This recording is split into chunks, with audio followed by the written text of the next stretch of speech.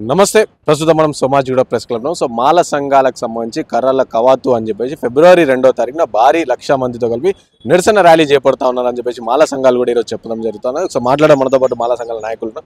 చెప్పండి అన్న, ఎందుకు ఈ నిరసన సంబంధించిన కవాతు ర్యాలీ ఎందుకు నిర్వహిస్తా ఉన్నారు? ఎందుకు నిర్వహిస్తానంటే ఎస్సీ వర్గీకరణ పేరుతోటి క్రిమినల్ తీసుకొచ్చి మా రిజర్వేషన్ని ఎత్తివేసే కుట్ర అనేది జరుగుతుంది. కాబట్టి భారత రాజ్యాంగాన్ని రక్షించుకోవాలి, అదేవిధంగా రిజర్వేషన్లు కాపాడుకోవాలనే ఉద్దేశంతో మా యొక్క మాలల 1,00,000 మందితోటి మాలల కర్రల కవాత్ అనేది ఫిబ్రవరి 2వ తారీఖున మేము నెక్లెస్ రోడ్లో ఏర్పాటు చేయబోతున్నాం. ఈ యొక్క ర్యాలీలో మా యొక్క కుల వృత్తుల ప్రదర్శన, మా కులం అయితే ఏదైతే ఉందో మా కులాలు చూసుకుంటే గ్రామ రక్షకులు పనిచేశారు మా వాళ్ళు ఊర్లలో, వాళ్ళ చేతుల్లో కర్ర ఉంటుంది, గ్రామ రక్షకుల కర్ర ఉంటుంది. తర్వాత నీరుడు కర్రలుగా పనిచేశారు, అంటే చెరువుల దగ్గర నీళ్లు మొత్తం పొలాలకి పారించడం ఇవన్నీ మా వాళ్ళు వేసిన అవుతాయి, వాళ్ళ చేతుల్లో కూడా కర్ర ఉంటుంది. తర్వాత సుంకర్లు రాజుల దగ్గర రాజ్యాల దగ్గర బరిసెలు పట్టుకొని సైనికులుగా ఉన్నారు మా వాళ్ళు. బేగరోళ్ళ దగ్గర బేగరోళ్ళు మా ఉపకులాలు నేతకానోళ్ళు అందరి దగ్గర కర్ర అనేది ఉంటుంది, బరిసెలు ఉంటుంది. కాబట్టి మా కుల వృత్తుల ప్రదర్శనగా ఇది కర్రలతోటి 1,00,000 మందితోటి కర్రల కవాతు మాలల కర్రల కవాతు నిరసన ర్యాలీ అనేది మేము ఫిబ్రవరి 2వ తారీఖున నెక్లెస్ రోడ్లో చేయబోతున్నాం. అంటే దీనికి సంబంధించి క్రిమిలేయర్ అని చెప్పేసి మీరు ఏదైతే సో క్రిమిలేయర్ వస్తే మాలస్ అందరికీ మంచిది, క్రిమిలేయర్ వస్తే ఎవరికి ఎంత ఉందో జనాభా ప్రాతిపాదికన తెలిసిపోతుంది అని చెప్పేసి కూడా ఎంఆర్పిఎస్ కావచ్చు మాదిగ సంఘాలు కూడా చెప్తా ఉన్నాయి. అంటే ఇవన్నీ కరెక్ట్. దానికి సంబంధించి బీసీ సంఘాలు కూడా ఇప్పుడు లెఫ్ట్ సంఘాలు కావచ్చు, బీసీ సంఘాలు కావచ్చు, వీళ్ళందరూ కూడా దానికి సపోర్ట్ కూడా చేస్తా ఉన్నారు కదా. లేదు, క్రిమిలేయర్ అనేది ఏంటంటే ఒకసారి రిజర్వేషన్ వాడుకున్న వాళ్ళు ఇంకోసారి వాడటం లేదు. దానివల్ల మాదిగలకి నష్టం, ఇటు మాలకి ఇద్దరికి నష్టమే. సపోజ్ చిన్న అటెండర్ ఉద్యోగం సీపర్ ఉద్యోగం చేసిన వాళ్ళకి కూడా నెక్స్ట్ వాళ్ళకి రిజర్వేషన్ ఉపయోగించుకునే అవకాశం ఉండదు. కాబట్టి దాని మాదిగ ఉద్యోగులు కూడా దాన్ని వ్యతిరేకిస్తున్నారు. సో ఈ క్రిమిలేయర్ అనేది దానికి కొంతమంది తీసేసి క్రిమిలేయర్ పేరుతో తర్వాత ఇంకో కొంతమంది తీసేయడం, ఇట్లా క్రమంగా రిజర్వేషన్లను తొలగించే ప్రక్రియ అనేది చేయబోతున్నారు. కాబట్టి మేము ఈ రిజర్వేషన్లు పరీక్షించుకోవాలంటే ఇప్పుడు అసలు వర్గీకరణ అంశం చూసుకుంటే ఇక్కడ మాలలు ఎక్కువ రిజర్వేషన్లు ఉపయోగించుకున్నారు అనడానికి ఎలాంటి ఆధారం లేదు. ఇంతవరకు ఒక రిపోర్ట్ లేదు, ఒక ఎంక్వైరీ ఏం లేదు, బేస్ లేదు, అసలు ఆధారం లేకుండా మాడతారు. మాలలు ఎక్కువ రిజర్వేషన్లు వాడుకున్నందుకు ప్రూఫ్ లేదు, మాల జనాభా తక్కువ ఉందంటే కూడా ప్రూఫ్ లేదు. ఎలాంటి బేస్ లేకుండా ఇలా బీసీల మేధావులు కావచ్చు, ఎంఆర్పిఎస్ నాయకులు కావచ్చు 30 ఏళ్ళ నుంచి మా మీద బదనాం చేస్తున్నారు. దమ్ముంటే నిరూపించాలండి, మేము రిజర్వేషన్లు ఎక్కువ వాడుకున్నట్టు, కానీ మా జనాభా తక్కువ ఉన్నట్టు నిరూపించాలండి. నిరూపిస్తే మేము వర్గీకరణ చేయమంటాం, వాళ్ళ సొమ్ము మాకెందుకే, మేము అంబేద్కర్ వాదినాం, అంబేద్కర్ జాతి మాది, ఒకటి సొమ్ము మేము తీసుకుంటాం కాదు, అన్ని కులాలకు మేము సాయం చేస్తామని తప్ప ఒక రిజర్వేషన్ దోచుకోవడం ఇంకొకటి తీసుకునే నేచర్ అనేది మాకు లేదు. అసలు ఒక కులానికి నిజంగా మాదిరిగా అన్యాయం చేసి నిరూపిస్తే వర్గీకరణ మేమే చేయమంటాం, వాళ్ళకి ఎందుకు అన్యాయం చేయమంటాం. కాబట్టి అది బేస్లెస్ కామెంట్.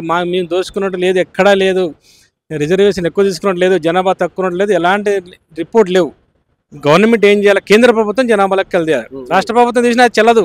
బీహార్లో నితీష్ కుమార్ జనాభా లెక్కలు తీస్తే హైకోర్టు కొట్టేసింది. అది కేంద్ర ప్రభుత్వం జనాభా లెక్కలు తీసి మాళ్ళు ఎంతమంది మాదిగలు ఎంతమంది చూడాలి, నిజంగానే మాళ్ళ కన్నా మాదిగలు ఎక్కువ లేదని జనాభా పరంగా నిరూపణ చేయాలి.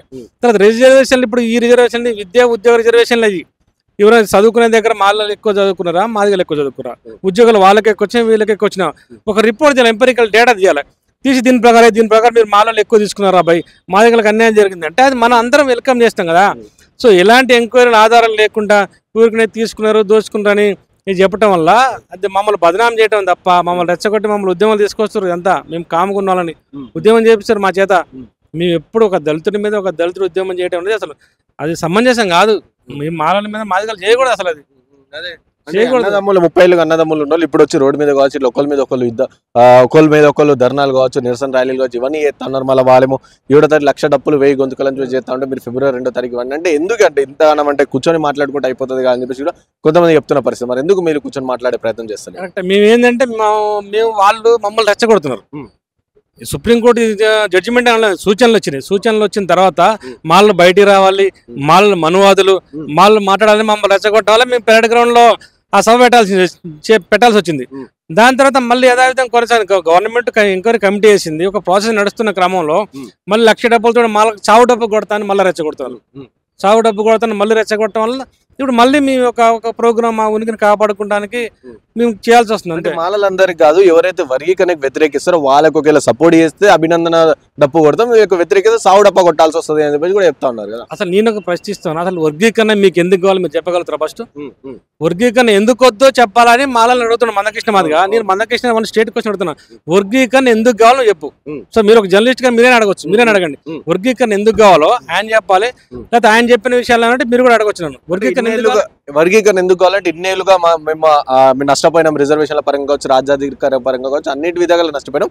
సో మా వాటితో మమ్మల్ని జనాభా లెక్కల ప్రాతిపదికగా లెక్క పెట్టి మా వాటితో మాకు ఇస్తే సరిపోతుంది అని చెప్పి కూడా మందకృష్ణ గారు చెప్తారు. అన్యాయం జరిగినట్టు ఇది నిరూపణ. నేను కూడా అంట మా మాలలో వెనుకబడరు, మాదిగలు ఎక్కువ రిజర్వేషన్ దోసుకున్నారు, మేము వెనకబడరు, నేను కూడా చెప్పగలుగుతా. అట్లా మనం వేగంగా చెప్పడం కాదు కదా, ఇది ఉండాలి కదా రిపోర్ట్, ఒక బేస్, ఒక నిరూపణ అనేది ఉండాలిగా. చేసి నిజంగా వెనకబడ నువ్వు నిరూపించు, మాదిగలు వెనకబడ నిరూపించు, మాల రిజర్వేషన్ దోసుకున్నా నువ్వు నిరూపించు. నిరూపక ఎదురాబాయి కాగితం మీరు దోసుకున్నారు మాదంటే అది న్యాయబద్ధం ఎవరైనా మేము కూడా సపోర్ట్ చేస్తాం. అలాంటి నిరూపణలని ఏం చేయకుండా చేసి 30 ఏళ్ళ నుంచి ఉపయోగం ఉద్యమాలు తెలుసాయి. ఎంఆర్పిఎస్ ఉద్యమం కానీ ఈవెన్ మాలమాడ ఉద్యమం కూడా చెప్తాను. నేను కూడా ఒక మాలమాడ నాయకుడుగా, మాల సంఘాలు చేసిన నాయకుడు నేను చెప్తాను, ఉపయోగం లేని ఉద్యమాలు ఇవన్నీ. అటు ఎంఆర్పిఎస్ వాళ్ళు చేసినా, మేము మాలలు చేసినా అసలు యూజ్లెస్ మూవ్మెంట్స్, వీటి వల్ల ఒక్క ఉపయోగం లేదు. మేము బాబాసాహెబ్ అంబేద్కర్ ఇచ్చిన 15% రిజర్వేషన్ ఉంది కానీ దాన్ని 30 ఏళ్ళు 1% మేము పెంచుకోలేకపోయినాం. 1% రిజర్వేషన్ మేము పెంచుకోలేకపోయినాం. ఆ పంచుకోవడానికి 30,000 కొట్లాడేది నాకు అర్థం కాదు. బాబాసాహెబ్ అంబేద్కర్ ఏం చెప్పాడు అంటే, ఈ రిజర్వేషన్ ఉపయోగించి రాజ్యాధికారం వైపు ఉండరా అంటే మేము మాలగల మీద కొట్లాడుకుంటూ అగ్రవర్ణకులు రాజకీయ పార్టీలకి సపోర్ట్ చేస్తూ ఏంది ఇదంతా, అసలు అన్ని అబద్ధాలు వీళ్ళు చెప్పేది. ఇంకోటి చెప్తారు ఎమ్మెల్యేలు ఎంపీలు మాదిగలకు ఎక్కువ ఉన్నారు, మాదిగలు తక్కువ ఉంది అంటారు. అసలు ఈ వర్గీకరణ ఉద్యమం అనేది రాజకీయ రిజర్వేషన్ సంబంధించిన ఉద్యమం కాదు. రాజకీయ రిజర్వేషన్లు వేరే, అసలు ఇవి ఓన్లీ విద్య ఉద్యోగ రిజర్వేషన్లు ఇది. కానీ మా సోదరులు ఏం చెప్తారు, మందకృష్ణ గారు, అరే మీకు ఎంపీలు ఎక్కున్నారు, మీరు ఎమ్మెల్యేలు ఎక్కువ, దాని మీద ఉద్యమే చేయలేదు, దాన్ని వర్గీకరణ చేయని చెప్పలేదు, అది చూపి చెప్పా నిజమే కదా వీళ్ళు ఎక్కువ, నువ్వు అది కూడా చేయి. మరి నువ్వు ఇంకా సగం వర్గీకరణ అడుగుతున్నావు, మేము సంపూర్ణ వర్గీకరణ అడుగుతున్నాం. దేశవ్యాప్తంగా జరగాలి, పార్లమెంట్ చేయాలి. ఇప్పుడు వర్గీకరణ ఓన్లీ రాష్ట్రాలకే పరిమితం. ఇది కేంద్ర ప్రభుత్వ ఉద్యోగాలకి, కేంద్ర ప్రభుత్వ అడ్మిషన్లకి ఉండదు ఇది. కాబట్టి సెంట్రల్ గవర్నమెంట్ ఉద్యోగాలకి కావాలి. రాజకీయ పరమైన పదవులు రావాలి, రాజకీయ పరమైన వర్గీకరణ కూడా జరగాలి. మేము సంపూర్ణ వర్గీకరణ మేము అడుగుతాం, నువ్వు అడిగే సగం వర్గీకరణ నువ్వు అడిగేది.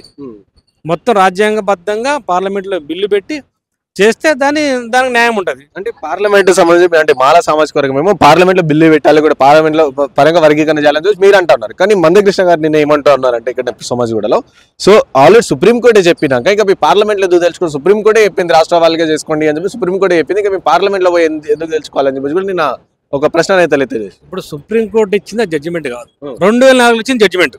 అప్పుడు వర్గీకరణ అమల్లో ఉంది. ఆ జడ్జిమెంట్ రాగానే వర్గీకరణ అమలు ఆగిపోయింది. అదే జడ్జిమెంట్ అంటే. ఇప్పుడు సుప్రీంకోర్టు జడ్జిమెంట్ వర్గీకరణ చేయాలంటే అన్ని రాష్ట్రాల్లో చేయాలిగా, మరి చేస్తారు ఎవరన్నా? చేయట్లేదంటే అది జడ్జిమెంట్ కాదు, ఓన్లీ సూచన. అది జడ్జిమెంట్ కానే కాదు. ఒకవేళ జడ్జిమెంట్ నువ్వు గౌరవించాలనుకుంటే 2004లో మరి వర్గీకరణ వద్దని సుప్రీంకోర్టు జడ్జిమెంట్ చెప్పింది, మరి నువ్వు దాన్ని గౌరవించి ఆగినవా? ఆకుండా 20 ఏళ్ళు నువ్వు ఉద్యమం చేసినావు కదా. నువ్వు 5 జడ్జిలు ఎనానమస్ గా ఏకపక్షంగా తీర్పిచ్చారు. 5 జడ్జిలు ఎనానమస్ గా ఇచ్చిన దాన్ని నువ్వు ఏడ గౌరవించి 20 ఏళ్ళు ఉద్యమం చేసినావు కదా, అప్పుడే గౌరవించలేదు. ఇప్పుడు వచ్చింది జడ్జిమెంట్ కాదు, ఇది ఓన్లీ సూచనలు. అది అందరూ తెలిసింది. మరి బీజేపీ పాలిత రాష్ట్రాలు ఎందుకు చేయట్లే? బీజేపీ గవర్నమెంట్ 100 రోజుల్లో వర్గీకరణ చేస్తానది కదా. బీజేపీ పాలిత రాష్ట్రాలు 15 రాష్ట్రాల్లో అధికారంలో ఉంది. వాళ్ళని చేయమను. ఓన్లీ ఇక్కడ కాంగ్రెస్ ఉన్న దగ్గర ఇక్కడే వర్గీకరణ చేయాలి. అంటే సుప్రీంకోర్టు నుంచి ఆ సూచన ఏదైతే మీరు అన్నట్టు సూచన ఏదైతే వచ్చిందో, సో దానికి సంబంధించి రేవంత్ రెడ్డి గారు ఆ రోజు అసెంబ్లీ సాక్షిగా, సో ఫస్ట్ రాష్ట్రం ఏదైనా చేసేది ఉంటే అది మా రాష్ట్రమే, తెలంగాణ రాష్ట్రమే. ఇంకోటి తెలంగాణ సీఎం రేవంత్ రెడ్డి చెప్పారు కాబట్టి, కాంగ్రెస్ పార్టీ చెప్పింది కాబట్టి మేము అడుగుతున్నామని చెప్పి ఒక వాదన ఉంది మందకృష్ణ మాదిగ నుంచి. ఇంకో వైపు ఏంటంటే, సో ఈ ఉద్యోగాలలో కూడా ఉద్యోగ ప్రాతిపాదికన ఇవన్నీ కూడా ఎత్తామని చెప్పి చెప్తారు కాబట్టి, సో ఫస్ట్ కాంగ్రెస్ పార్టీ చెప్పింది కాబట్టి మేము అడుగుతున్నాము అని చెప్పి కూడా చెప్తాం. వర్గీకరణ చేస్తాను అడగను చేయని పార్టీ, చెప్పని పార్టీలు ఇంతవరకు. కాంగ్రెస్ పార్టీ చెప్పింది, తెలుగుదేశం పార్టీ చెప్పింది, టీఆర్ఎస్ పార్టీ, బీజేపీ పార్టీ, అన్ని పార్టీలు వర్గీకరణ చేస్తా అని చెప్పినాయి. కానీ ఈ వర్గీకరణ ఎట్లా చేస్తారు వాళ్ళు? కొన్ని రోజులు అమలు ఉంటే చేస్తారు, తర్వాత కొట్టేస్తారు కదా పోద్ది. మళ్ళా ఇది ఎప్పుడు కంటిన్యూగా ఇలా మధ్య కొట్లాడ పెట్టి వాళ్ళు రాజకీయ లబ్ధి పొందాలని. ఈ వర్గీకరణ ఉద్యమం 94లో ఉద్యమం ఎంఆర్పీ స్టార్ట్ అయితే 90లో కమిషన్ వేసారు చంద్రబాబు నాయుడు. 90లో ఏమంటే వర్గీకరణ అయిపోయింది. 98లో హైకోర్టు కొట్టేసింది, నేషనల్ ఎస్సీ కమిషన్ కూడా తిరస్కరించింది. మళ్ళీ ఒక సంవత్సరం కానీ మళ్ళీ 99లో మళ్ళీ ఆర్డినెన్స్ తీసుకొచ్చింది చంద్రబాబు నాయుడు. తీసుకొచ్చి మళ్ళీ 2000లో ఇంప్లిమెంట్ చేసాడు. అదేట చేసిండు. మరి ఇప్పుడు 2000 ఇంప్లిమెంట్ చేస్తే 91 జనాభా లెక్కల ప్రకారం చేయాలి, 81 జనాభా లెక్కల ప్రకారం చేసిండు. అప్పుడు రామచంద్ర కమిషన్ తప్పు రిపోర్ట్ అది, దాని ప్రకారం చేసిండు. అయినా కూడా అది నిలబడ్డ సుప్రీంకోర్టు 2000 నుంచి 2004 వరకు అమల్లో ఉంది. సుప్రీంకోర్టు కొట్టేసింది. తర్వాత పంజాబ్లో ఇదే జరిగితే పంజాబ్ కోర్టు కూడా 2006లో కొట్టేసింది. ఇట్లా కోర్టులు కొట్టేసిన తెలుసు వాళ్ళకి. ఇదంతా ఒక రాజకీయ డ్రామా. వీళ్ళు కంటిన్యూస్గా పర్మనెంట్గా సొల్యూషన్ అనేది వీళ్ళు చెప్పట్లే. పర్మనెంట్ సొల్యూషన్ అనేది ఎవరికి ఉద్దేశం లేదు వాళ్ళకి. కాబట్టి ఏదో ఒక సూచనలు కోర్టు తీర్పియచ్చుగా, ఇవ్వలేదు. కరెక్ట్. నువ్వు మరి పార్లమెంట్ బిల్లు పెట్టి చేయొచ్చుగా. ఇంత సగం సగం పనులు ఏదో చేసినావంట చేయలేదు అనుకున్నా వాడు వ్యతిరేకించి వీడు అడ్డుకున్నట్టు వీళ్ళ మధ్య జరుగుతూ ఉంటే డ్రామా చూసి అగ్రకుల రాజకీయ పార్టీలన్నీ ఆనందపడతామని దాంట్లో ఇప్పుడు బీసీలు కూడా కొత్తగా ఎంటర్ అయిపోయారు. బీసీలు ఓసీలు ఏది మన మాదిగా లేదా పని పట్ల ఏదో జరుగుతుంది వాళ్ళ మధ్యన. మిగతా వాళ్ళు వచ్చి ఎందుకైనా కదా, మిగతా వాళ్ళు వచ్చి అగ్నికి ఆజ్యం పోసినట్టు వచ్చి మేము వాళ్ళకి సపోర్ట్ వీళ్ళకి సపోర్ట్ ఎందుకు చట్టపరంగా అడుగుతున్నారు. 30 ఏళ్ళుగా పోరాటం చేస్తున్నారు మందకృష్ణ గారు, కాబట్టి ఆయన సపోర్ట్ మాకు అడుగుతారు కాబట్టి మేము సపోర్ట్ ఇస్తున్నామని చెప్పి బీసీ సామాజిక వర్గానికి సంబంధించిన బీసీ సంఘాల నాయకులు కూడా చెప్తాను. 30 ఏళ్ళ ఉద్యమం అంటే అసలు 30 ఏళ్ళ ఉద్యమం ఇది 30 ఏళ్ళ ఉద్యమం నేను అన్ను. ఎందుకంటే ఎంఆర్పీ స్టార్ట్ చేసిన సంవత్సరానికే కమిటీ వచ్చింది, ఇంకో సంవత్సరం వర్గీకరణ జరిగిపోయింది. 30 ఏళ్ళు ఉద్యమం చేసినాక ఏం వర్గీకరణ జరగలే. రాజకీయ పార్టీలు తీసుకొచ్చారు. చంద్రబాబు నాయుడు ముఖ్యమంత్రి ఉన్నప్పుడు ఆయనే దాన్ని ఎంఆర్పీఎస్ పెట్టించిండు. వీళ్ళు ఒక రిప్రజెంటేషన్ పోయి ఆయనకి ఇచ్చారు. ఇయగానే 2-3 కార్యక్రమాలు చేసింది. అక్కడ ఒక అసెంబ్లీ చెలో అసెంబ్లీ అన్నారు, చెలో నిజామాబాద్ నిజాం కాలేజ్ అన్నారు, కుప్పం నుంచి హైదరాబాద్ పాదయాత్ర అన్నారు. 2-3 కార్యక్రమాలు కాకముందే చంద్రబాబు నాయుడు గారు జస్టిస్ రామచంద్రరావు కమిషన్ వేసిన 2006లో 2000 వర్గీకరణ జరిగింది. 8లో మళ్ళా కోర్టు కొట్టేసింది. 9లో మళ్ళీ ఆర్డినెన్స్ వచ్చింది. మళ్ళీ 2000 సంవత్సరంలో మళ్ళీ వర్గీకరణ జరిగింది. ఈ సుదీర్ఘమైన ఉద్యమం ఎవరు చేయలే అక్కడ. చేదో చెప్పుకుంటానే తప్ప వాళ్ళు రాగానే ఎమ్మటే జరుగుతూనే ఉన్నాయి. ప్రతి పార్టీ వాళ్ళకి మద్దతు ఇచ్చింది తెలుసా.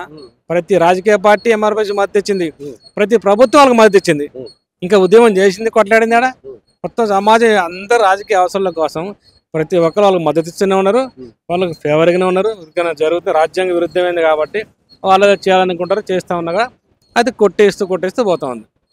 కాబట్టి ఈ పెద్ద ఉద్యమం అని దీని వర్గీకరణ కోసం పెద్దగా ఉద్యమం 30 ఏళ్ళ నుంచి జరిగింది ఏం లేదు. 30 ఏళ్ళ నుంచి మాలల్ని బదనాం చేసే ఒక కార్యక్రమం చేశారు. మాలల్ని బదనాం చేసే 30 ఏళ్ళ నుంచి మేము చేస్తున్నాం అని మాలల్ని బదనాం చేసే కార్యక్రమం చేశారు. కానీ మాలలు ఎప్పుడు కూడా మొదటి నుంచి కూడా అంబేద్కర్ వాదులు ఉన్నారు.